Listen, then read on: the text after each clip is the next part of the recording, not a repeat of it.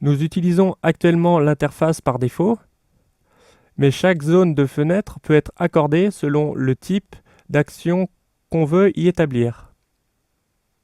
Alors, le sélecteur de type de fenêtre va se trouver tout au début de chaque en-tête.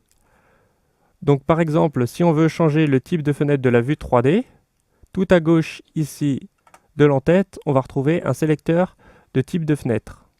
Si je clique dessus, je vais pouvoir passer d'un type à un autre.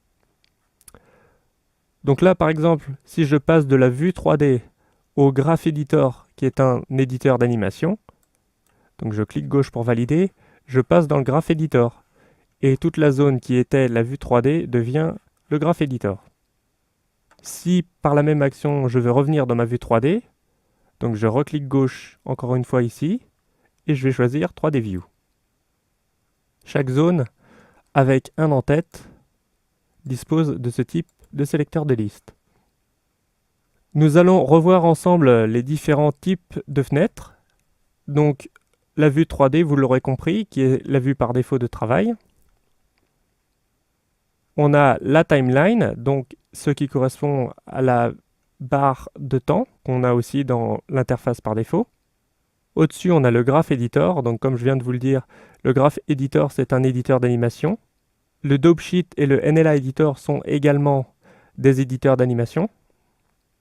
Au-dessus de ce NLA Editor, on trouve UV Image Editor.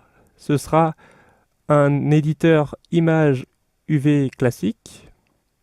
Au-dessus, on va trouver Video Sequence Editor. En effet, Blender dispose d'un éditeur vidéo intégré. On a au-dessus Text Editor pour éditer les textes. Node Editor pour éditer les nœuds.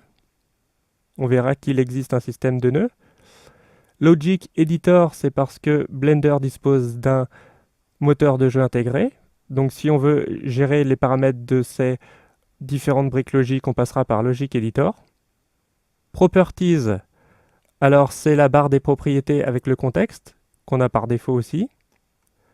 Outliner de la même façon qui s'affiche par défaut, donc encore une fois la vue hiérarchique. User Preference, c'est pour les préférences utilisateurs. Info correspond au menu principal.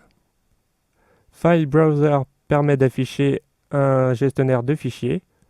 Et enfin Python Console permet d'avoir accès à une console Python intégrée.